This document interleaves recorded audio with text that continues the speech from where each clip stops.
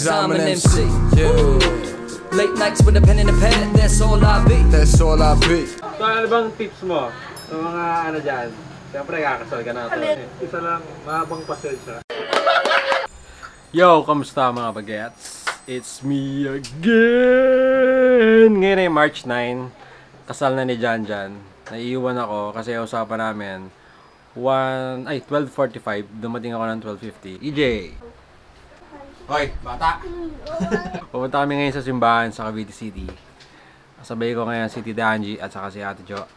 Shoutout kay Riza. Happy birthday! Meron akong kasama ngayon nga pala mga bagets. Si Sheila. Saan ka sa Pangasinan, Ate Sheila? Sa Malasiki po! Pupunta kami doon sa summer. Sa Pangasinan. Punta ka doon? Sasama Kala ko ba pupuntahin mo ako? Pupunta kami doon. Ha? Pupunta sila. Ako, sama ka. Sa summer mga bagets, mag-vlog ako sa Pangasinan. Kasya pa tayo sa sakyan. Kasya naman tayo doon, ha? Wow, dami na Pangasinan mga bagets. Mga pag-travel vlogs tayo doon. Kaya lang, sa mahal na araw pa yun. Anong araw ba yun? Ano? Anong date pala? Anong date ba yun? 21 pa sila. Wala, 21 pa? 21. Mga bagets. April, no? April 21, makapag-travel vlog ako sa Pangasinan. Ayan. Kaya lang, hindi ko alam kung may internet daw. May internet ba sa Pangasinan? Eh, ibig ko sabihin dun sa lugar nyo, syempre. Huy! Wala pa! Ayaw niya ang kausap. Kaya, pupunta na kami sa kasal. Kami natawag, ta! Hi! Yung mga bagets, pupunta na kami ng tita ko sa sasakyan. Kasi hindi nga ako umabot ka kinadyan siya na iwan ako. Nay! Ako, Nay. Naiwan ako kanina, James, Nay.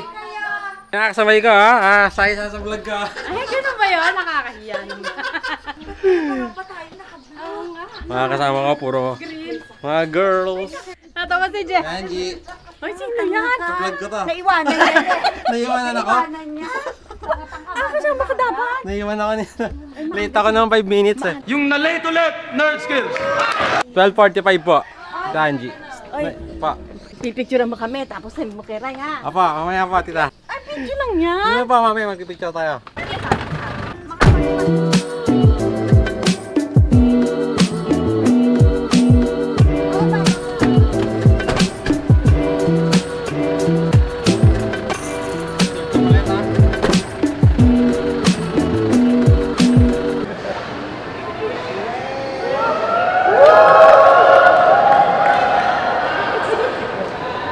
Tapos na yung kasal mga bagets, kasama ko si James. Nalita ako kanina tol, hindi ako maabot. 5 minutes pa lang dumating ako. Ano, paalis na kayo? Kaya nandito na ako lumabas kanina eh. Oh, sumabay ako kanina sa sa ikakasal, kaya maaga ako nag-askaso. Ngayon mga bagets, nagpipicture na lang yung mga abay, mga ninong at ninang sa kanyang family. Kaya dito kami sa labas sa James. Gutom na ako eh, gutom ka na ba? Gutom na. Tapos ito, food trip na mga bagets. After ng tol, itong kasal, mamaya may gig pala ako sa rooftop na Beleta. Ano ba yung Poracos? Oo, Poracos tol, para kay Dimples. Saan ang location nyo? Sa rooftop tol, sa dating pinagtugtugan natin. Baluarte. Sa Baluarte. Doon niya sa dati para. Alas 12, set ko tol. Alas 12, si JP 11. 1 AM mga nakdalita. Yung nakadalita, supportahan. Kaya nakasama ka pala ng Erwin. Dasma, tsaka yung sa Baluarte. Kaya hinihintay lang kami mga bagets. Food trip na! Food trip na! Food trip! Happy birthday!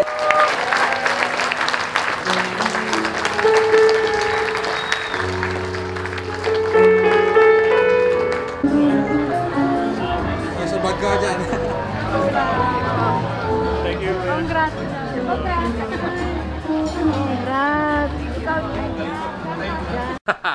Vlogger! Yo! Kamusta mga bagets? Monday na ngayon. Nung Saturday, after nung kasal, di na ako nakapag-vlog. At di na ako napag-vlog dun sa mismong event kung saan may gig ako. Kasama ko si JP Lee, Anak Dalita, sa marami pang banda na tropa na nandun. Vlogger! Ayun, pag-usapan natin saan ako nagmula sa music, kung paano ako nag-start. Nag-start talaga ako sa paghawak ng instrumento. Natuto akong humawak ng drums. Mga elementary ako. Kasi yung kapitbahay namin, si Kuya Ashley, meron silang banda. Ang mga usang tugtugan ng mga Guns N' Roses, Metallica, Skid Row, Mr. Big, Ugly Kid Joe Live, Candlebox, Bon Jovi, siyempre. Natuto ako mag-drums sa sarili ko lang. Pag break time sila, saka ako pupunta ako dun sa mismong pinag-practice nila. Tapos nagbuo kami ng banda ni Michael, ni Paul, ni June Mark, rest in peace kay June Mark. Yung mga grade 5 na ako noon. Mga cover songs namin noon, mga Metallica, Guns N' Roses pala kadalasan. Saka Bon Jovi. Sa Metallica meron din. Mga ilang gigs din yung natugtugan ko. Ako yung pinakabata sa banda. Nung nag-high school na ako, nag-switch ako ng music. Kasi hindi ko na pagpatuloy yung pagda-drums. Dahil syempre bata pa ako na mas lamang sa akin yung maglaro na lang ako na maglaro. Tapos pag may practice, tatawagin ako ni Michael. Pero kung napagpatuloy ko siguro yung pagda-drums, until now, talagang hindi siguro ako naging rapper. Pero nagka-drums pa rin ako hanggang ngayon. Nung nag-high school ako sa Tirona, napatropa ako sa mga hip-hop. Kina Nogi, kina Michael, shoutout kay Michael Dimiuga, kina Abby Boy. Napatropa ako sa kanila, tapos doon na nag-start. Kay Andre rin pala, sa pinsan ko kay Andres Guerra. Doon ako natutong makinig ng mga Masterplan, For East Flava, kasi mga Donggalo Records, Uso Non, Death Threat, Ghetto Dogs, Oblax, IPK, K9 Killa, si Chill. Marami pa. Kasi nung 90s, mga bagets, yun, hardcore rap talaga. Usong-uso nun. Mga panahon na yun. Yun nga, napatropa ako sa mga hip-hop. Then, nag-switch ako sa music.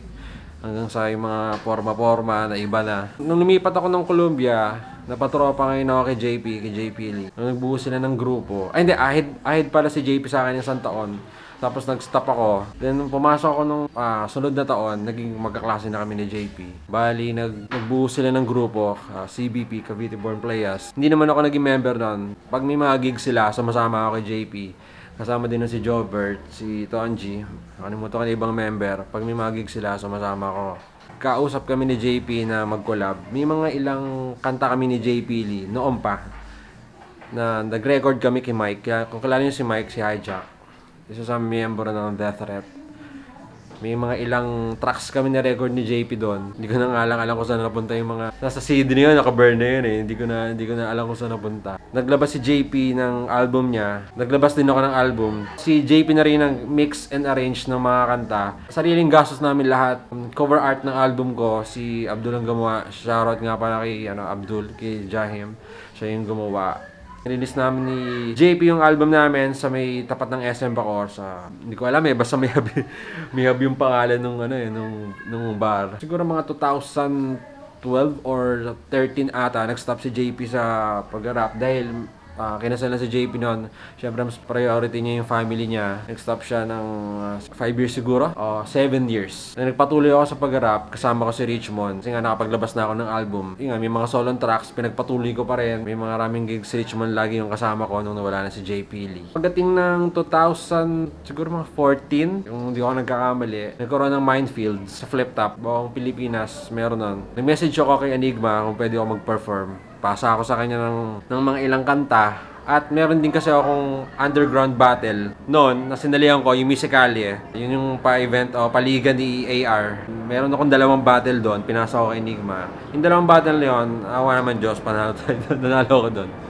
Yun nga, minessage ko si Enigma kung pwede ako mag-perform sa Minefields. Then nakapag-perform ako ng 2 kanta. Shoutout kay Enigma. Malaking tulong talaga at malaking bagay yung mga naitulong sa akin ni Enigma. After ng Minefield, nag-post si Enigma ng tryouts para sa Flip Top. Doon, nag-message na ako kay Enigma kung pwede akong mag-tryouts. Sabi sa akin ni Enigma, pwede nakapag-reserve na ako ng slot para sa tryout. Nanalo ako ng isa, natalo ako kay Pistolero. Malaking bagay yung tryout, pero sobrang hirap noon kasi hindi naman talaga ako sobrang mahusay sa freestyle. Marunong ako mag-freestyle, pero hindi, syempre, kagaya ng iba. Maraming magaling na nag-freestyle. Pero at least sinubukan ko.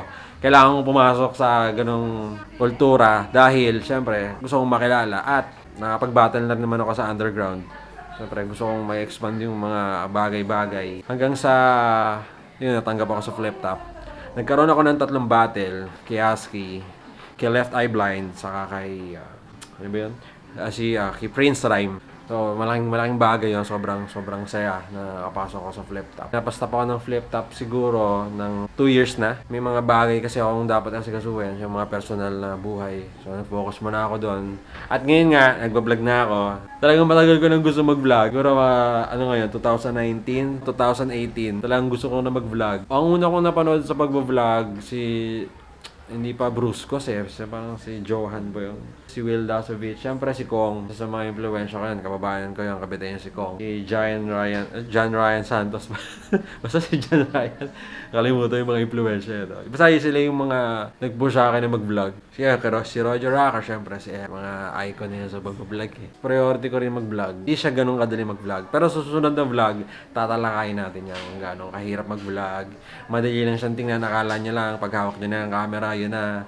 May mga content, edit pa. Siyempre, masakit sa ulo pag-uusapan natin yung susunod mga bagay. Shoutout nga pala kay Erwin ng anak Dalita. Kasi nung napahinga ako sa music, saka sa battle, ni-invite niya ako minsan pag may gig sila.